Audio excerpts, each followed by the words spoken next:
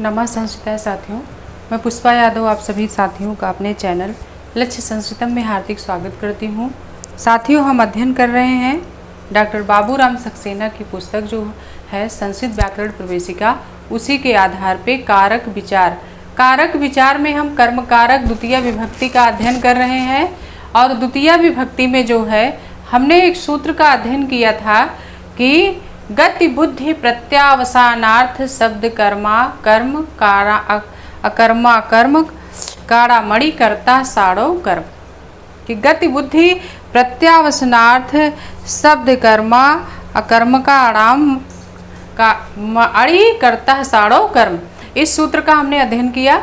इस सूत्र में हमने ये देखा कि जो गत्यर्थक धातुएं हैं जिनका अर्थ जाना होता है, और बुद्धि यानी जो धातुएं ऐसी हैं जिनका अर्थ ज्ञान प्राप्त करना होता है, प्रत्यावसानार्थ की ऐसी धातु जिसका अर्थ भोजन करना हो, और ऐसी धातु जिसका शब्द कर्म हो, और ऐसी धातुएं जो अकर्मक हो। इन धातुओं के जो साधारण अवस्था का या अड़िजंता अवस्था का जो कर्ता होता है, वह ऋजंत अवस्था में जब वाक्य बनता है तो क्या हो जाता है, कर्म हो जाता है। यही हमने पढ़ा इस सूत्र को। और इस सूत्र में हमने जो है उदाहरण पढ़ा, जो कुछ उदाहरण थे। शत्रुन स्वर्गम अगमयते, स्वान वेदार्थम अवेदयते, विधिम वेदम अध्यापयत, पृथ्वी सलिले आसयत। ये सब जो उदाहरण हमने पढ़ा है, ये सब उदाहरणों का जो है अड़िजंत अवस्था का जो कर्ता था वह अड़िजंत अवस्था में कर्म हो गया था। तो इसमें हमने जो पहला सूत्र था शत्रुन स्वर्गम अगमयत, ये अड़िजंता अवस्था में इसका रूप रहा है शत्रवः स्वर्गम क्या हो गया था, अगच्छन, कि शत्रु जो है स्वर्ग गए, शत्रुगण कहाँ गए, स्वर्ग गए। और इसका जब हमने ऋजंत अवस्था में प्रेरणार्थक अवस्था में वाक्य बनाया तो हो गया शत्रुन स्वर्गम अगमयत, क्योंकि अगमयत ऋच प्रत्यय जुड़ करके जो शब्द क्रिया हमारी बनी वो अगमयत हो गया, और ऋच प्रत्यय जुड़ने के कारण जो कर्ता हुआ वो कर्म हो गया, और उसमें कर्मणि द्वितीय से द्वितीय विभक्ति लग के शत्रुन हो गया था।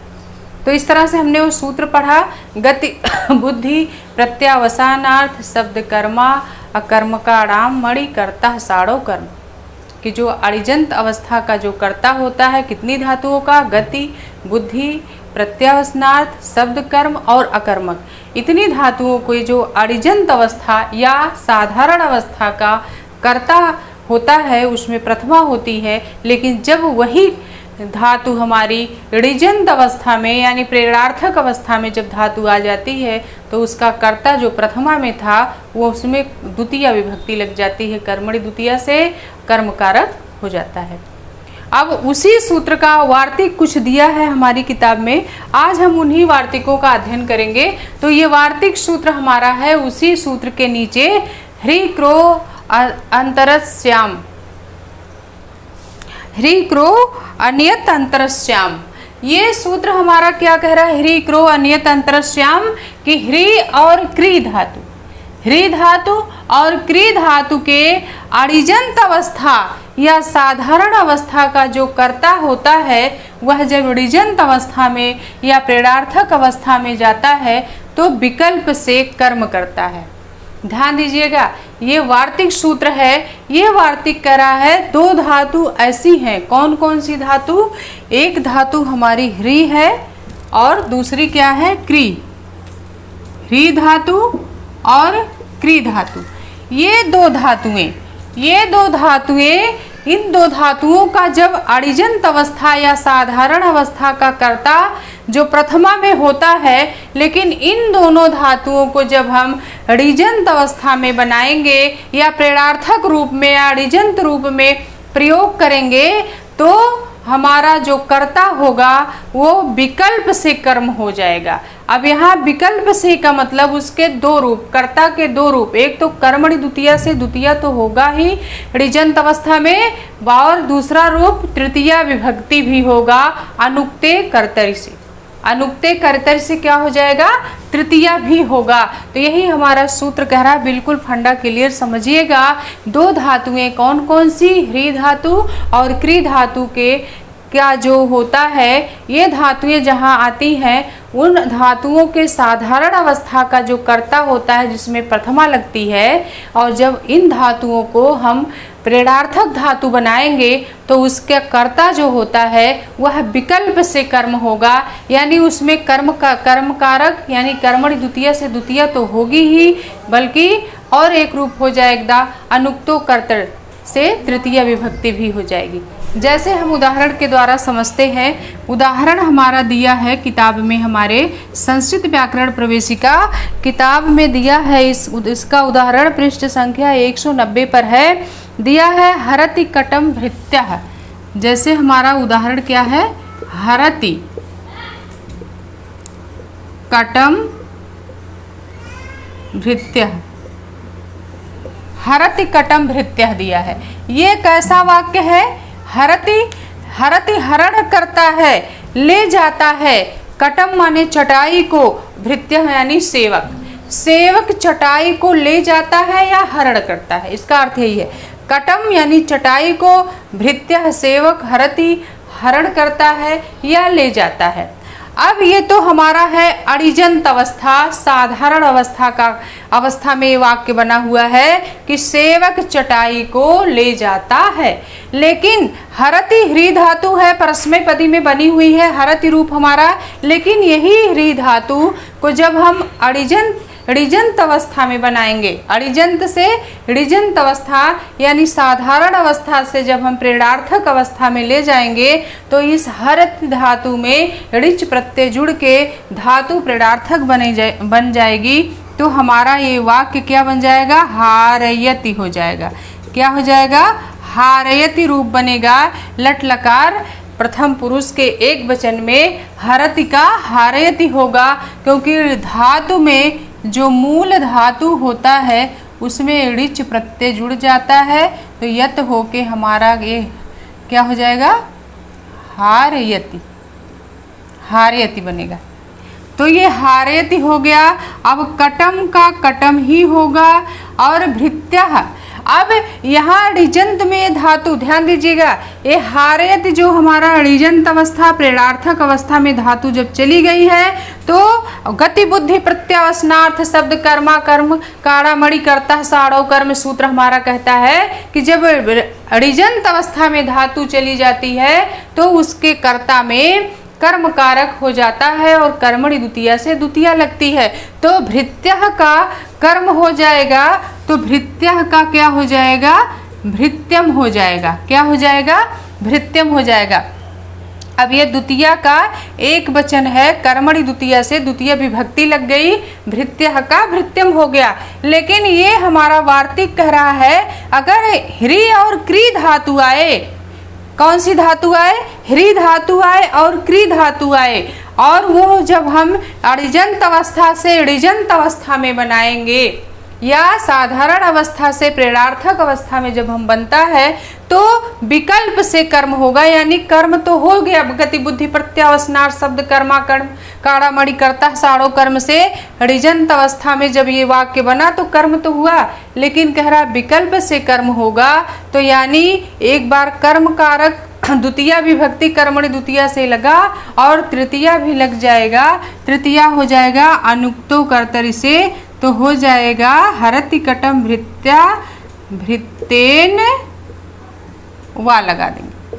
वा का मतलब अथवा, अथवा ये दो तरह से वाक्य बना, या तो हारयति कटम भृत्यम या हारयति कटम भृतेन, दो वाक्य हमने वा करके अथवा कर दिया है। हारयति कटम भृत्यम भृतेन वा, या हारयति कटम भृत्यम दूसरी तरह से लिखेंगे तो हारयति कटम भृतेन, तो हारयति कटम भृत्यम भृतेन वा किस सूत्र से हुआ, ह्री क्रो अन्यत अंतरस्याम से। ह्री क्रो अन्यत अंतरस्याम सूत्र का जब नियम लगा, ये सूत्र हमारा कह रहा है कि अगर ह्री धातु आ जाए और क्री धातु आ जाए तो साधारण अवस्था में जो कर्ता होगा उसको जब हम प्रेरणार्थक अवस्था में ले जाएंगे, प्रेरणार्थक रूप जब उसका बनाएंगे, तो वहाँ विकल्प से कर्म होगा। यानी प्रेरणार्थक में कर्म तो सूत्र कर दिया पहले, जो इसके पहले हमने सूत्र पढ़ा गति बुद्धि प्रत्यावसानार्थ से, लेकिन कह रहा विकल्प से कर्म होगा। तो कर्म तो होगा लेकिन करण भी हो जाएगा। तृतीया अनुक्ते कर्तरी से क्या हो जाएगा, अनुक्त कर्ता में तृतीया विभक्ति लग जाती है तो भृत्येन भी हो जाएगा। आ गया होगा समझ में। अब यहाँ हरति, हरति लिखिए या करोति भी होगा। करोति, करोति कटम भृत्या का यहाँ, तब ये करोति में क्री धातु में जब हम ऋच प्रत्यय जोड़ देंगे तो यहाँ कार्यति भी हो जाएगा। क्या हो जाएगा, कार्यति। अब क्रिहरी और क्री धातु हो गया, जैसे करोति का क्या हो जाएगा, कार्यति कटम भृत्यम भृत्येन वा। कार्यति कटम भृत्यम भृत्येन वा, सूत्र आ गया होगा समझ में। यानी ह्री और क्री, ह्री क्रो अंतर अन्यत अंतरस्याम सूत्र हमारा कह रहा है दो धातुएं ऐसी हैं, कौन कौन सी, ह्री धातु और क्री धातु। अगर इन दोनों धातुओं के साधारण अवस्था का जो कर्ता है वो प्रथमा में तो होता है, लेकिन जब हम इन दोनों धातुओं को प्रेरणार्थक अवस्था में ले जाएंगे तो उसका कर्ता तुरंत चेंज होके विकल्प से कर्म होगा। यानी उसके कर्ता में द्वितीया तो होगी लेकिन तृतीया विभक्ति भी हो जाएगी। तो हारति कटम भृत्या का हमारा प्रेरणार्थक वाक्य बनेगा हारयति कटम भृत्यम भृत्येन वा। और ये अगर यहाँ करोति कटम भृत्या कर दे तो हो जाएगा कार्यति कटम भृत्यम भृत्येन वा। आपके समझ में आ गया होगा, हम आशा करते हैं कि ये सूत्र आप अपने नोट्स में जैसे हमने लिखा है वैसे ही उतार लीजिए और इसको प्रैक्टिस करके समझने की कोशिश करिए। फिर अगला सूत्र हम देख लेते हैं। इसी के बाद का एक अगला वार्तिक सूत्र दिया हुआ है। जो अगला वार्तिक हमारा सूत्र है वह है अभिवदत अभिवादि दृश्योर आत्मने पदे वेति वाच्यम।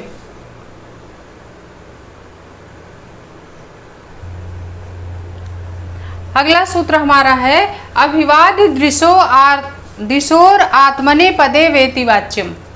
उसी के आगे का वार्तिक, अगला वार्तिक जो हमारा दिया हुआ है गति बुद्धि प्रत्यावसानार्थ शब्द कर्मा कर्म काड़ामणि कर्ता साड़ो कर्म का एक वार्तिक भी क्रो अन्यत अंतरश्याम था। दूसरा है अभिवदि दृशो आत्मने पदे वेति वाच्यम। ये वार्तिक कह रहा है अभि उपसर्ग पूर्वक, ये क्या है, अभि उपसर्ग है।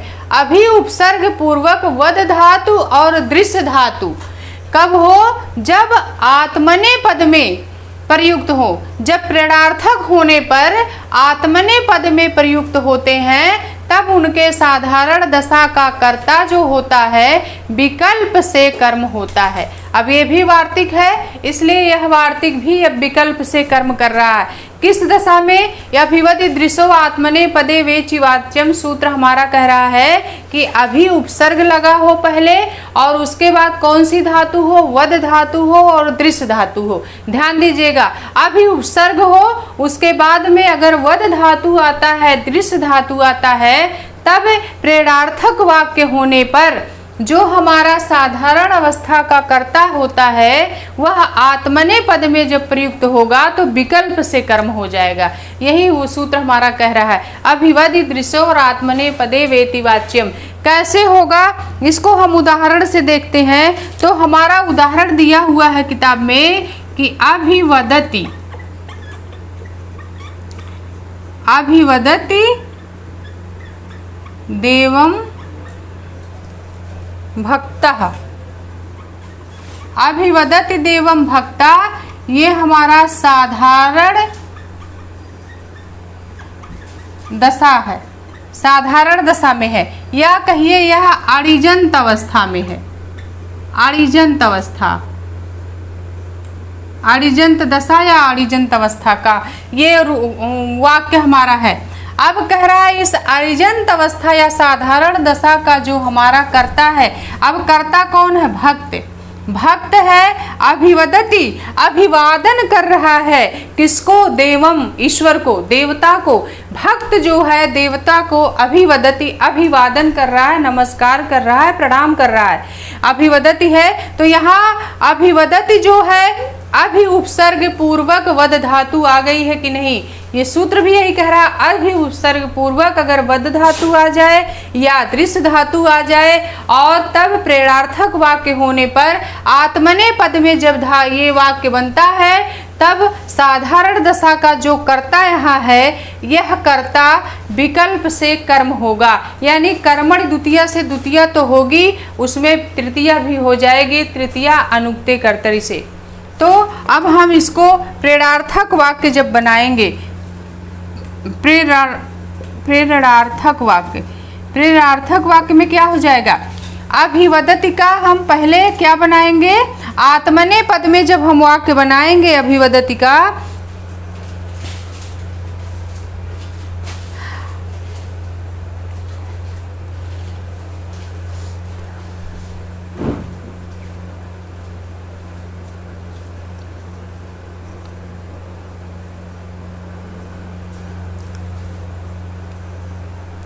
तो हमारा वाक्य क्या हो जाएगा? आत्मने पद में जब हम बनाएंगे तो हो जाएगा अभिवादयते।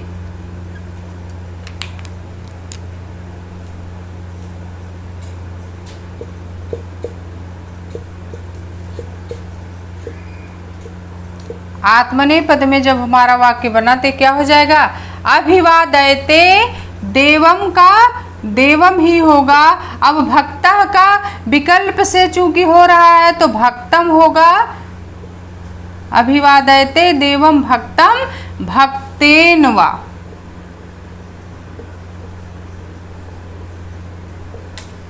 अभिवादयते देवम भक्तम भक्तेन वा।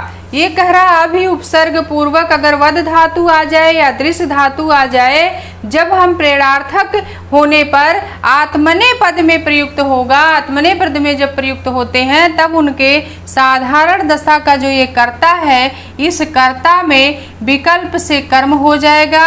यानी विकल्प से कर्म का मतलब एक बार कर्मणि द्वितीया से द्वितीया भी लगेगी और अनुक्ते कर्तव्य से तृतीया भी होगी, क्योंकि ये जो है हमारा आत्मने पद में जब वाक्य बन रहा है तो हमारा आत्मने पद में जब हम वाक्य हमारा बनता है तो कर्ता उसका किस में जाता है? तृतीया विभक्ति में प्रयुक्त होता है, कर्ता में तृतीया लग जाती है। तो यहाँ भक्तेन में तृतीया है और भक्तम में द्वितीया है। चूंकि ये सूत्र हमारा कह रहा है अगर अभि उपसर्ग हो बाद में वद धातु हो तो हमारा जो कर्ता होता है साधारण अवस्था का, वह कर्ता विकल्प से कर्म होगा। यानी कर्मणि द्वितीया से द्वितीया तो होगी लेकिन तृतीया भी हो जाएगी। तो हमारा वाक्य बन जाएगा अभिवादयते देवम भक्तम भक्तेन वा। इसी तरह से अगला वाक्य जो दिया है, अगला वाक्य क्या दिया हुआ है? एक तो वद का हो गया और दूसरा वाक्य जो है पश्यति देवम भक्तः। दूसरा वाक्य क्या है?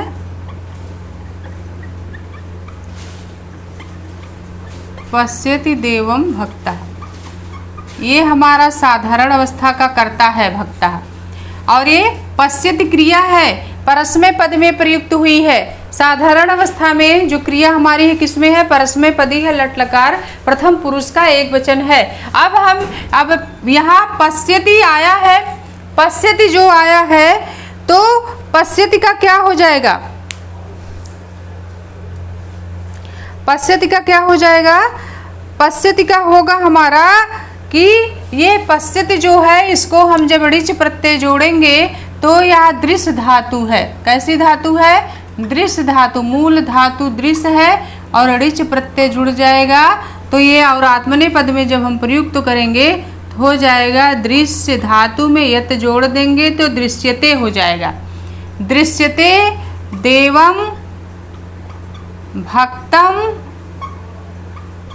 भक्तेन वा हो जाएगा।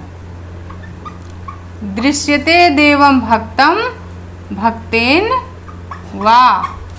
वाक्य बन गया ना। अभी उपसर्ग पूर्वक वद और दृश्य धातु जब आत्मनेपद में हो तो उनके साधारण अवस्था का कर्ता जब प्रेरणार्थक होने पर आत्मनेपद में बनता है तो विकल्प से कर्म हो जाता है। यहाँ पश्यति देवम भक्तः आया है तो पश्यति देवम भक्ता का क्या हो जाएगा, पश्यति देवम भक्ता का प्रेरणार्थक रूप जब होगा तो हो जाएगा क्या, प्रेरणार्थक में क्रिया में ये रूप बनाएंगे, ऋच प्रत्यय जुड़ेगा तो यत हो करके मूल धातु दृश्य है, पश्य मूल धातु नहीं है बल्कि ये दृश्य मूल धातु है, इसमें ऋच जोड़ेंगे तो यत हो करके क्या हो जाएगा, मूल धातु में यत प्रत्यय जुड़ करके हमारा ये बन गया दृश्यते। क्या बना, दृश्यते, दृश्यते देवम भक्तम हो गया और विकल्प से रूप हो रहा है तो भक्तेन भी होगा। किस वार्तिक से, अभिवदि दृशो आत्मनेपदे वेचि वाच्यम वार्तिक से अभि उपसर्ग पूर्वक वद धातु अगर आ जाता है और दृश्य धातु अगर आ जाती है तो प्रेरणार्थक होने पर जब ये वाक्य आत्मनेपद में प्रयुक्त होते हैं तो साधारण दशा का जो कर्ता है वह विकल्प से कर्म होता है। यानी जब ये आत्मनेपद में प्रयुक्त हो रहा, आत्मनेपद में वाक्य बन रहा है तो आत्मनेपदे में कर्ता अनुक्त कर्ता में कौन सी विभक्ति होती है, करण कारक तृतीया विभक्ति हो जाती है। अब चूंकि ये विकल्प से कर रहा है तो इसलिए इसमें भक्तम और भक्तेन दोनों होगा और ये वाक्य क्रिया हमारी दर्शयते आत्मनेपद में है। और भक्त देवम देवता लोग देव की क्या कर रहे हैं, भक्त देवता को पश्चित देख रहे हैं, भक्तेनवा भक्त के द्वारा देवता लोग देखे जा रहे हैं तो ये दोनों होगा, भक्तम भी होगा और भक्तेन भी होगा।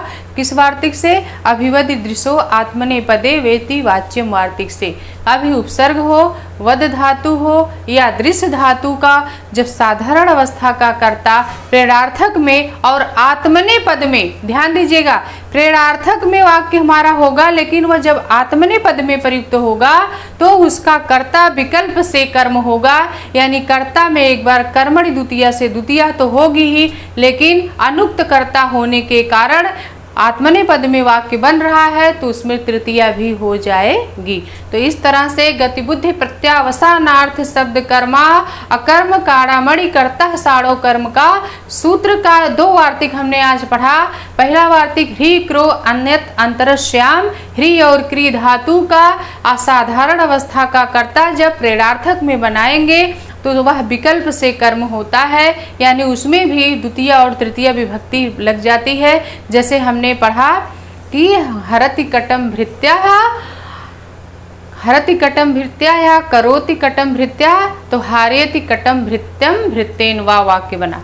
अब अभिवदत दृश्यो आत्मनेपदे वेति वाच्यम सूत्र हमारा कह रहा है अभी उपसर्ग हो, वद धातु हो और दृश्य धातु हो जब प्रेरणार्थक में आत्मनेपद में प्रयुक्त होते हैं तब साधारण अवस्था का जो कर्ता है वह विकल्प से कर्म होगा। यानी यह सूत्र वार्तिक यह भी विकल्प से कर्म कर रहा है। ह्री क्रो अनत अंतरश्याम सूत्र भी हमारा विकल्प से कर्म कर रहा है। ह्री क्रो अंतरश्याम सूत्र का उदाहरण है हरति कटम भृत्या या करोति कटम भृत्या का जब हम अड़िजंत या प्रेरणार्थक वाक्य बनाएंगे तो हारेति कटम भृत्यम भृत्येन वा हो जाएगा। और ये सूत्र हमारा अभिवदि दृशो आत्मनेपदे वेति वाच्यम कह रहा है अभी उपसर्ग हो, वद धातु हो, दृश्य धातु हो और जब प्रेरणार्थक में हम वाक्य बनाएंगे और आत्मनेपद में जब बनाएंगे, ध्यान दीजिएगा आत्मनेपद में बनाएंगे तब साधारण अवस्था का जो कर्ता है वह विकल्प से क्या हो जाएगा, कर्म हो जाएगा। और आत्मनेपद में ध्यान दीजिएगा यहाँ अभिवादयति नहीं होगा, अभिवादयते होगा। अभिवादयते देवम भक्तम भक्तेन वा, यह नहीं लिखेंगे कि अभिवादयति देवम भक्तम भक्तेन वा। आत्मनेपद में अभिवादयते हो जाएगा, मूल धातु में यत प्रत्यय जुड़ के अभिवादयते रूप चलता है। इसी तरह से पश्यति देवम भक्ता का भी हम आत्मनेपद में पहले क्रिया करेंगे तो दृश्यते हो जाएगा। क्या हो जाएगा, दृश्यते हो जाएगा। और देवम का देवम होगा, भक्ता प्रथमा का एक वचन है, साधारण वाक्य है ये तो हम इस भक्ता में विकल्प से ये कह रहा कर्म होता है तो पहले कर्म हो जाएगा भक्तम, फिर क्या हो जाएगा भक्तेन, यानी कर्म और करण तीनों होगा। अभिदृश्यते देवम भक्तम भक्तेन वा। तो आज के लिए इतना ही, फिर हम आपको अगली वीडियो में अगला वार्तिक जो है उसका अध्ययन करेंगे साथियों। तो आज के लिए इतना ही। नमः संस्कृता साथियों, नमो नमः। और हमारा वीडियो अच्छा लगेगा तो आप हमें कमेंट करके ज़रूर बताइए और हमारे चैनल को सब्सक्राइब करिए। नमो नमः साथियों, नमः संस्कृता।